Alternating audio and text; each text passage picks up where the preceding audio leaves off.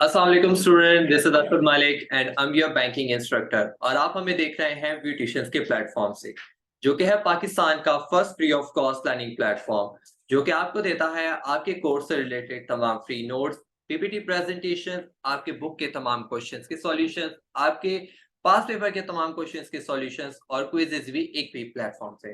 तो अगर आपने अभी तक हमारी वेबसाइट पे विजिट नहीं किया है तो इसे फौरन से विजिट कीजिए, दैट इज www.beauticians.com, और फौरन से जाके उसे साइन अप कीजिए और तमाम नोट्स को डाउनलोड कीजिए।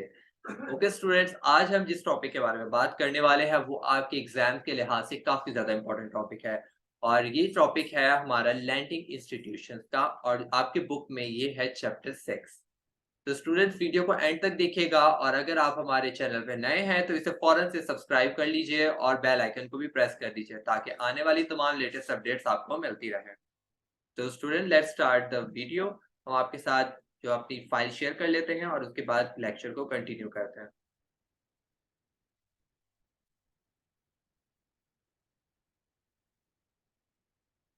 ओके स्टूडेंट, इस पे हम लोग आप पढ़ेंगे कि लैंडिंग इंस्टीट्यूशंस कौन कौन से हैं और वो लैंडिंग इंस्टीट्यूशंस क्या काम करते हैं।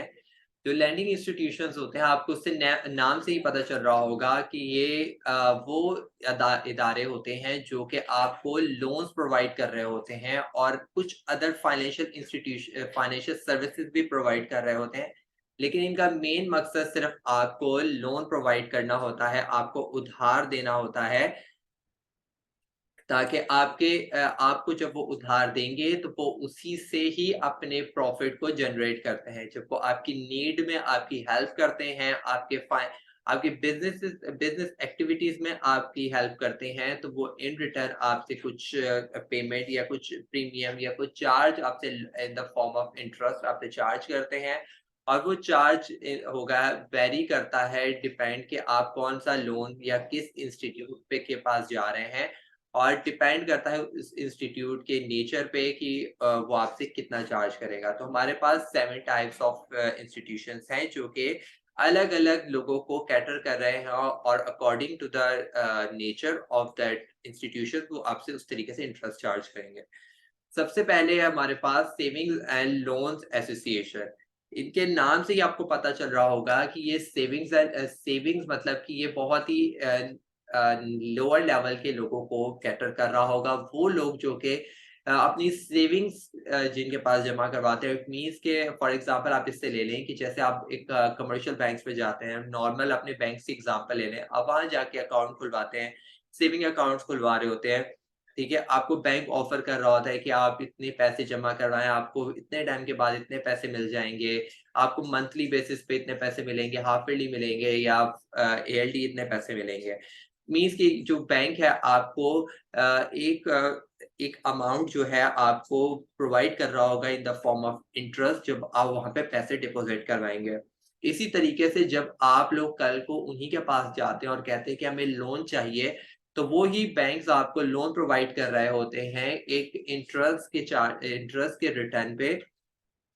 वो जो इंटरेस्ट होता है वो कंपैरेटिवली काफ़ी लो कम होता है, जो कि क्योंकि आप एक इंडिविजुअल होके जा रहे होते हैं, क्योंकि आप एक उनके सेविंग अकाउंट के अकाउंट होल्डर हैं। आप करंट अकाउंट के अकाउंट होल्डर नहीं है, क्योंकि वो एक बिज़नेस साइड की बात आ जाती है। यहाँ पे जब आप इंडिविजुअली जाते हैं तो आपके ऊपर आपके आपको लोन भी एक कम क्वांटिटी का मिलता है, आपको ऊपर इसके ऊपर इंटरेस्ट रेट भी काफ़ी कम मिलता है, आपको लेवरेज भी काफ़ी मिल जाती है। ठीक है, तो ये इसलिए ये जो बैंक्स होते हैं वो अपने अकाउंट होल्डर्स को एनकरेज करते हैं कि आप हमसे लोन्स लें, हम आपको जितनी फैसिलिटीज़ दे सकेंगे, जितनी लिबर्टी दे सकेंगे, हम आपको देने की कोशिश करेंगे। और ये लोन बेसिकली दिए जाते हैं, ज़्यादातर लोग तब लेते हैं जब उनको कोई इन्वेस्टमेंट करनी होती है, कोई ज़मीन खरीदने, ये बेसिकली रियल एस्टेट को काफ़ी ज़्यादा फोकस कर रहा होता है। जैसे कि अगले आपके पास स्लाइड में मौजूद है कि ये रियल स्टेट को फोकस कर रहा होता है। रियल स्टेट का मतलब ये होता है कि जब आप कोई प्रॉपर्टी की तरफ जा रहे हैं, कोई ज़मीन खरीदना चाह रहे हैं, कोई इन्वेस्टमेंट करना चाह रहे हैं बड़ी, तो आप इन बैंक के पास जाके उनके पास बताएँगे कि भई मुझे इस तरीके से ये ज़मीन खरीदनी है, तो आप मुझे इतनी अमाउंट दीजिए, मैं आपको इतने टाइम के बाद ये पेमेंट दे दूँगा। तो इट मीन्स कि जो बैंक होगा वो ऑफ कोर्स जब वो एक बड़ी इन्वेस्टमेंट आपको देगा तो उसी लिहाज से उसका इंटरेस्ट रेट भी उसी तरीके से हाई होगा।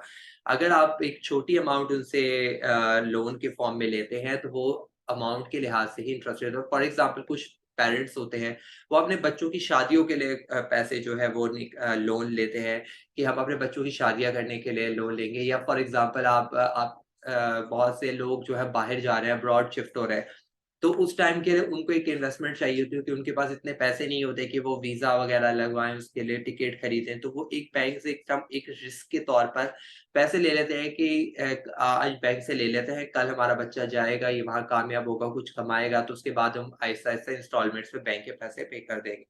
तो ये सारी चीज़ें कौन कर रहा होता है? सेविंग्स एंड लोन्स एसोसिएशंस, ठीक है?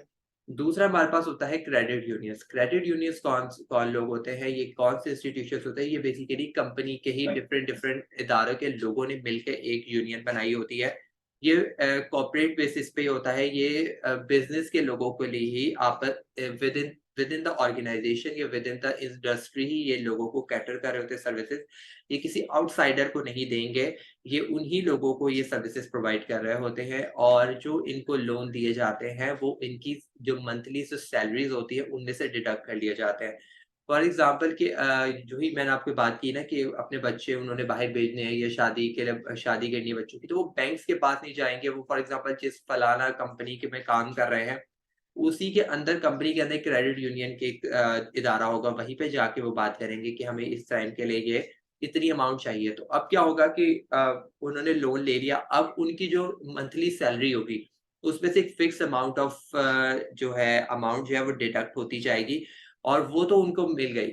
लेकिन साथ-साथ में वो एक इंटरेस्ट भी चार्ज करेंगे क्योंकि वो आपकी नीड में आपकी हेल्प कर रहे हैं, ठीक है? और फिर वो जो इंटरेस्ट वो जो जनरेट करते हैं, जो इंटरेस्ट मिलता है उसके जिसने लोन लिया है, जो एम्प्लॉयी ने जो भी लोन लिया है, वो जो लोन वापस करता है, उसके साथ इंटरेस्ट वापस करता है। जो वो इंटरेस्ट जो होता है, वो क्रेडिट यूनियन वालों का प्रॉफिट होता है, और वो उन्हीं सब जितने भी लोग उस क्रेडिट यूनियन के अंदर मौजूद होते हैं, उनमें वो डिस्ट्रीब्यूट हो जाता है। नंबर 3 हमारे पास life insurance companies. Life insurance companies का आपको पता होगा कि ये बेसिकली होती है आपके फाइनेंशियल आपकी लाइफ को प्रोटेक्ट करने के लिए, आपके फाइनेंशियल लॉसेस से आपको बचाने के लिए, ठीक है? वो किसी वजह से भी हो सकता है, आपको कोई डिसेबिलिटी हो सकती है, कोई एक्सीडेंट हो सकता है, कोई कल को कोई आपकी डेथ हो सकती है, कोई ऐसी अनफॉर्च्यूनेट कोई ऐसा इवेंट हो सकता है जिसकी वजह से आप शायद काम कर रहे हो, काम ना कर पाए हों, आप बेड रेस्ट पे आ गए हैं, ठीक है? या आपकी डेथ हो जाती है और पीछे से जो आपके सारे के सारे पैसे हैं, जो आपने इन्वेस्टमेंट की थी, ठीक है? तो वो क्या होगी कि वो आपने जिसका नाम लिखवाया होगा, वो ऑटोमैटिकली उसकी तरफ डाइवर्ट हो जाती है। या अगर अपने बुढ़ापे के लिए बचा के रखना चाह रहे हैं कि भई मेरे बुढ़ापे में जाके भी पैसे जमा करवाता हूँ, तो बुढ़ापे में जाके मेरे काम आएँगे। तो ये जो लाइफ इंश्योरेंस कंपनीज़ होती है, ये इसलिए आपको सर्विसेज़ प्रोवाइड कर रही होती है, आपके लॉन्ग टर्म के लिए। आपको लॉन्ग टर्म बेनिफिट्स प्रोवाइड करती है, शॉर्ट टर्म प्रोवाइड नहीं करती है। ठीक है? तो इसी की बेसिस पे क्या होता है कि इन्हीं सर्विसेज़ को अवेल करने के लिए लोग इनके पास मिलियंस ऑफ रुपीज़ इनके पास एज़ अ प्रीमियम जमा करवाते हैं। ईयरली कुछ कुछ प्लान्स होते हैं, उनमें आपको एडवांस पेमेंट आप कर रहे होते हैं, कुछ में आप ईयरली आप कर रहे होते हैं, कुछ में 5-5 साल बाद, तो वो डिपेंड करता है प्लान के ऊपर। तो इस तरीके से आप जो है पैसे जो हैं लाइफ इंश्योरेंस कंपनीज़ को दे रहे हैं, तो इसलिए इट मीन्स कि आप इंश्योरेंस कंपनीज़ को कंपैरेटिवली बैंक से ज़्यादा पैसे दे रहे हैं।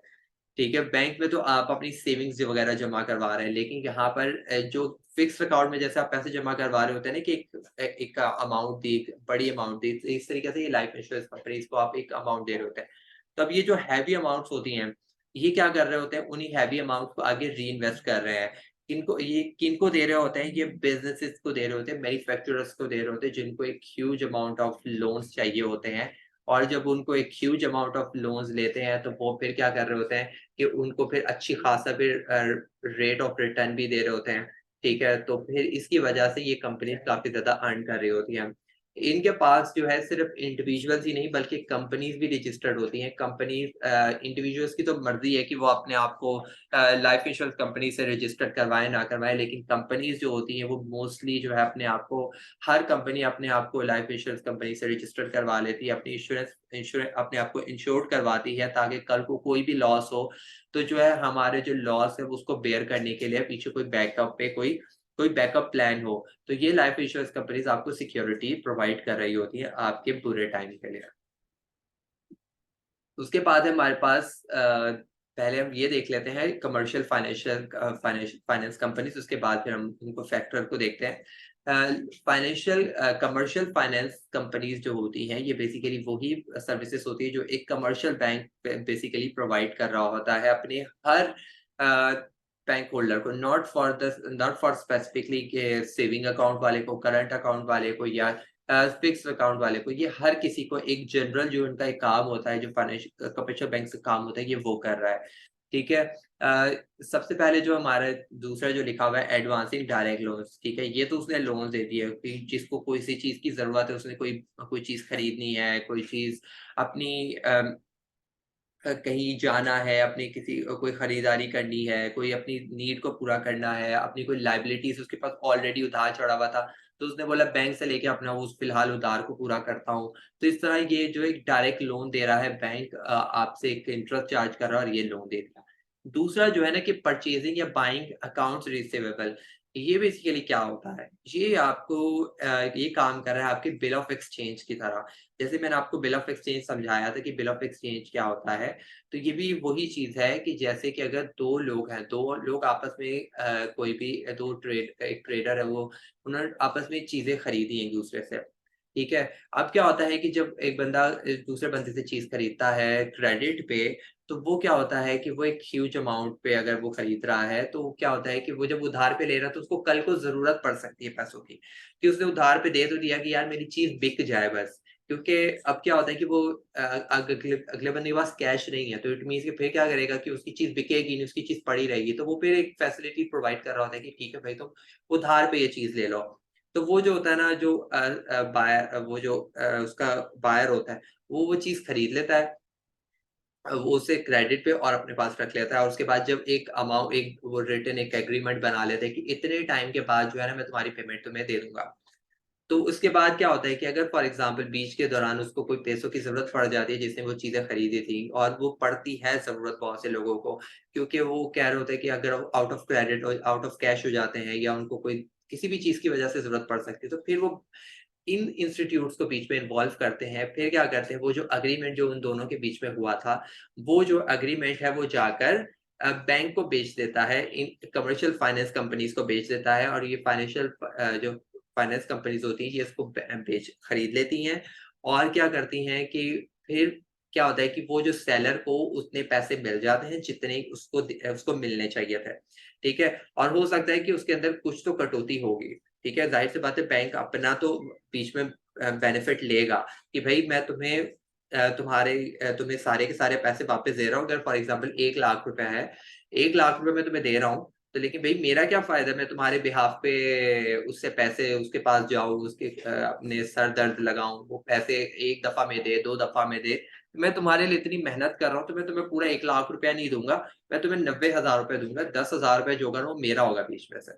तो फिर क्या होगा कि वो जो बंदा है उसकी मर्ज़ी है कि वो अगर उसको उस टाइम पे अर्जेंटली ज़रूरत होगी, वो कहेगा हाँ ठीक है भाई, ये लो तुम 10,000 रुपए रख लो, और तुम ये 90,000 रुपए मुझे दे दो। बाकी तुम आगे जो है ना वो 1 लाख रुपए ही लेना, वो 10,000 रुपए तुम्हारा प्रॉफ़िट होगा। तो इस तरीके से सेलर का जो होगा ना वो तो फ़ायदा हो गया, उसने बोला चलो 10,000 रुपए के लिए यार क्या लड़ूँ, 90,000 तो मिल रहा है ना, ठीक है, वो 90,000 लेके साइड पे हो गया। अब क्या है कि वो जो बैंक होगा वो उस बंदे के पास जाएगा जिसने चीज़ें खरीदी होंगी, और अगर 3 मंथ्स का टाइम, तो 3 मंथ्स के बाद वो उस बंदे के पास जाके बोलेगा भई तुम्हारी पेमेंट ड्यू है, अब ये पेमेंट तुम मुझे दोगे क्योंकि ये एग्रीमेंट अब मेरे पास है। तो अब वो थर्ड पर्सन उसका रिस्पॉन्सिबल हो गया। लेकिन अगर वो बंदा जो है वो पेमेंट नहीं दे पाता, पहली तो बात है कि बैंक अपनी पूरी कोशिश करेगा वो पेमेंट दे।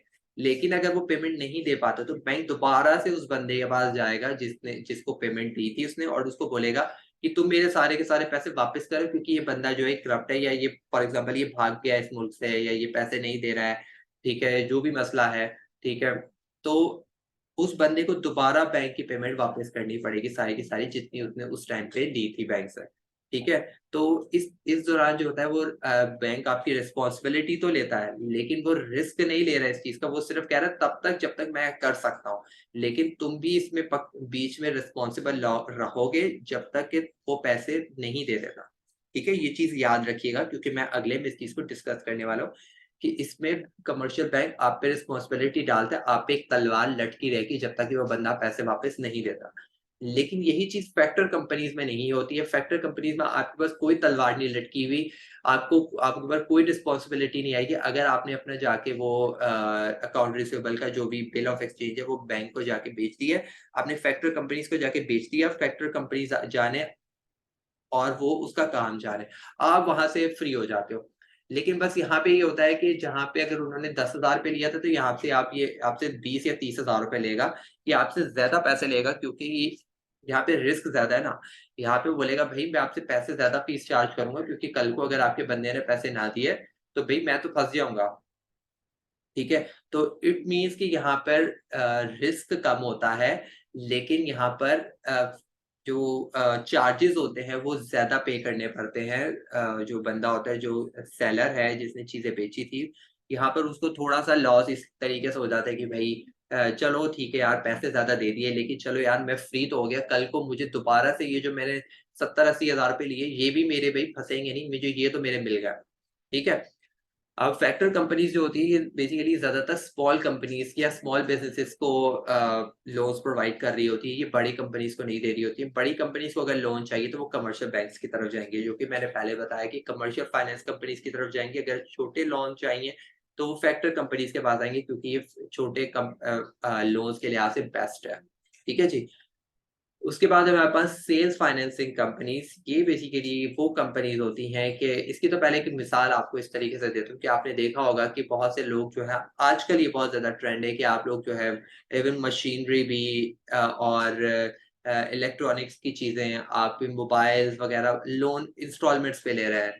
तो आप एक डिफरेंट डिफरेंट आपने देखा होगा शॉप्स खुली हुई हैं, शोरूम्स खुले हुए हैं जहाँ पे ये सारी की सारी फैसिलिटीज़ दी जा रही हैं।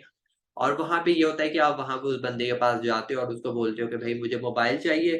वो मोबाइल आपको बताता है कि भई ये इतने का मोबाइल है, 50,000 रुपए का मोबाइल है, इसके ऊपर जो है ये इतने % हम इंटरेस्ट लेंगे। फॉर एग्ज़ाम्पल 50 का है तो हम आपको 70,000 रुपए का देंगे और आप इसको जो है वो 1 साल के अंदर पेमेंट करेंगे इसकी, तो पर मंथ आप इतनी-इतनी इंस्टॉलमेंट देंगे, इतना एडवांस देंगे। तो इस तरीके से ये चीज़ें सिलसिला चलेगा और आप at the end of the day मुझे पूरे 12 महीने के बाद मेरी पेमेंट कर देंगे। ठीक है, ये तो हो गया सीधा-सीधा तरीका। यहाँ पे सेल्स फाइनेंसिंग कंपनीज़ क्या कर रही हैं? यहाँ पे सेल्स फाइनेंसिंग कंपनीज़ ये कर रही होती हैं कि वो अ, अगर वो तो छोटे लेवल का है फिर तो वो खुद कर लेंगे। लेकिन अगर वो एक बड़े लेवल का बिज़नेस है तो वहाँ पर वो क्या करेगा श्योरिटी के तौर पे वो इन सेल्स फाइनेंसिंग कंपनीज़ को बीच में डाल देगा और वो सिर्फ़ वो कैश पे काम कर रहा होगा। बज़ाहिर वो कैश पे काम कर रहा होगा और इंस्टॉलमेंट्स का ज़िम्मा कौन लेगा? कि सेल्स फाइनेंस कंपनी मतलब कि फॉर एग्ज़ाम्पल उसने ₹50,000 का मोबाइल बेचा, ठीक है? और उसको ₹75,000 की जो भी है इंस्टॉलमेंट्स पे मिलेगा, तो इट मीन्स कि उस बंदे को सिर्फ़ 50,000 ही मिलेगा। वो जो बैंक सेल्स फाइनेंसिंग कंपनीज़ होंगी, वो उसको 50,000 दे देंगी, कि ये लो भई तुम्हारा ₹50,000 का तुमने मोबाइल बेचा, तुम्हारा ₹50,000 तुम्हें मिल गया। अब जो ₹75,000 है जो अब अगले बंदे से ₹75,000 लेना है इंस्टॉलमेंट्स पे, तो 12 महीने मेरी फटीक है, मेरा सर दर्द है कि मैं किस तरीके से उससे लेता हूँ, ठीक है? तो यहाँ पर सेल्स फाइनेंसिंग कंपनीज़ इस चीज़ की रिस्पॉन्सिबिलिटी ले लेती हैं कि मैं आपके बंदे से इतने पैसे लूँगा, लेकिन तब तक जब तक कि वो बंदा फ्रॉड ना निकले। अगर वो बंदा भाग जाता है या वो बंदा फ्रॉड निकलता है, तो वो फिर आपके ऊपर तलवार लटकी रहेगी जैसे कि कमर्शियल फाइनेंसिंग कंपनीज़ में होता है, आपके ऊपर यहाँ भी तलवार लटकी रहेगी। इसलिए आपने सोच समझ के उसी बंदे को देना है, वेरिफ़िकेशन की जाती है इसके लिए पूछा जाता है, रेफ़रेंस डाले जाते हैं, तब जाके किसी बंदे को जो है वो इंस्टॉलमेंट्स पे कुछ चीज़ दी जाती है ताकि कल को वो बंदा भाग जाए तो हमारे पास दूसरे लोग बैकअप पे मौजूद हो जिन्होंने इसकी गारंटी ली थी। ठीक है जी? ये हो गया सेल्स फाइनेंसिंग कंपनीज़ के लिए। ये ज़्यादातर इंस्टॉलमेंट्स की चीज़ों के लिए किया जाता है, जो कि आप डायरेक्ट पेमेंट जिसकी नहीं करना चाह रहे, आप उसको मंथली बेसिस पे उस चीज़ की पेमेंट करना चाह रहे हो, तो उसके दौरान ये कंपनीज़ आगे आती हैं। कंज्यूमर फाइनेंस कंपनीज़, ये आप नाम से ही पता चल रहा है कि कंज्यूमर्स के लिए है ये, जैसे कि सेविंग अकाउंट होता है ना, इस तरीके से ये भी अकाउंट होता है। लेकिन सेविंग अकाउंट के अंदर जो है वो थोड़ी-सी इससे एक स्टेप ऊपर है। ये बिल्कुल बेसिक बिल्कुल बेसिक किस्म के लोन्स दे रहे होते हैं। ये स्टूडेंट्स को भी कैटर कर रहे होते हैं। ये एक सैलरीड पर्सन को भी कैटर कर रहा है। ये एक ऐसे इंसान को भी जिसके पास एक जिसकी बहुत ही कम अमाउंट की डिपॉज़िट होता है उस बैंक में, ठीक है? और वो इतना मतलब कि इतना कैपेबल भी नहीं है कि वो आपकी पेमेंट को शायद कल को दे भी सके या ना दे सके, ठीक है? मतलब कि बहुत ही एक लोअर लेवल का एक बंदा है। और सेविंग अकाउंट के अंदर एक ऐसा बंदा है जिसका एक अकाउंट जो है वो अच्छा खासा चल रहा है, ठीक है? वो आपको मंथली बेसिस पे भी आपकी डिपॉज़िट करवा रहे हैं, तो आप उसको जो है ना खुद से ही एक ऑफ़र कर रहे होते हैं, या वो कल को जितनी भी लोन माँगेगा आप उसको फ़ौरन से दे देंगे कि यार इस बंदे का जो अकाउंट है वो मैनेज्ड है, ठीक है? और ये भरोसे वाला बंदा है, इसको आप दे सकते हैं। लेकिन कंज़्यूमर फाइनेंस कंपनीज़ में थोड़ा-सा ये होता है कि यहाँ पर जब लोन्स दिए जाते हैं वो स्टडीज़ के लिए दिए जाएँ, या किसी भी शादी-ब्याह के लिए भी दिए जाएँ, या किसी भी चीज़ के लिए दिए जा रहे हैं, यहाँ पर जो है वो आपसे एक सिक्योरिटी डिपॉज़िट माँगता है, ठीक है? कि आप जो है एक सिक्योरिटी के तौर पर इतनी अमाउंट आप जमा करवा दें, जब आप ताकि कल को अगर आप पैसे ना भी दें, ठीक है? तो हमारे पास एक सिक्योरिटी होनी चाहिए पैसे, ठीक है? और ये इसमें ये होता है कि ये भी इंस्टॉलमेंट्स की तरह हर महीने आपके ऊपर एक इंटरेस्ट जो है वो चार्ज होता रहता है 2% पे। ये बेसिकली मंथली बेसिस पे दिया जाता है कि आप फॉर एग्ज़ाम्पल आपने 1 साल के लिए लिया है, तो वो आपको मंथली मंथली आपको वापस देना पड़ेगा। ठीक है? ये इसका जो बेसिकली जो इंटरेस्ट रेट होता है वो 2% से स्टार्ट होता है। इट मीन्स कि काफ़ी कम इस पे इंटरेस्ट रेट दिया जाता है। तो इट मीन्स कि इसकी जो अमाउंट होगी वो भी काफ़ी कम होगी, कि जैसे अगर एक बंदे को स्टडीज़ के लिए कितने भी पैसे चाहिए होंगे, 5 लाख, 10 लाख, ठीक है? तो बैंक के लिए तो ये अमाउंट इतनी नहीं है, ठीक है? तो 5-10 लाख रुपए जब आपको देगी, तो फिर 5-10 लाख देने के बाद वो फॉर एग्ज़ाम्पल कि आपने 5 टू 6 मंथ्स का टाइम माँगा। 5 टू 6 मंथ्स के बाद जो है आप उसको इंस्टॉलमेंट पे पैसे दे रहे हैं, एक साथ नहीं दे रहे हैं। वहाँ पर आप एक साथ पैसे देने पड़ेंगे। यहाँ पर क्या होगा, एक फिक्स टाइम के बाद पैसे देने पड़ते हैं सेविंग अकाउंट्स में। लेकिन यहाँ पर ये है कि आपको आहिस्ता से gradually in the form of instalments आपको उसको पैसे देने हैं, और मंथली 2% अगर आप फॉर एग्ज़ाम्पल, या तो आप बैंक में आपके पैसे थे ऑलरेडी, आपने उसमें से डिडक्ट हो रहे हैं, या आपने हर मंथ आकर उनको ऑन है इन हैंड आप पैसे दे रहे हैं, और उसमें से 2% आप उसको उनको इंटरेस्ट रेट देते जा रहे हैं। ठीक है जी? ये थे कुछ 7 टाइप्स ऑफ लैंडिंग इंस्टीट्यूशंस, जिसके अंदर जो है जो फर्स्ट आपके पास सेविंग एंड लोन्स, ठीक है?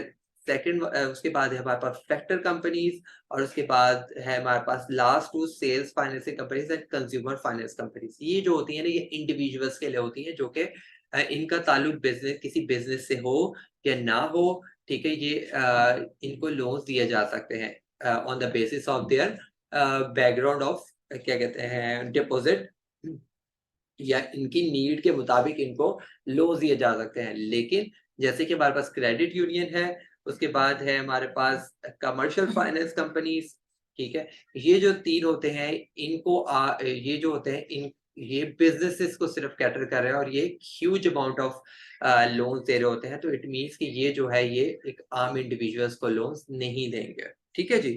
तो ये चीज़ अगर एमसीक्यूज़ में आती है तो आपको पता होनी चाहिए।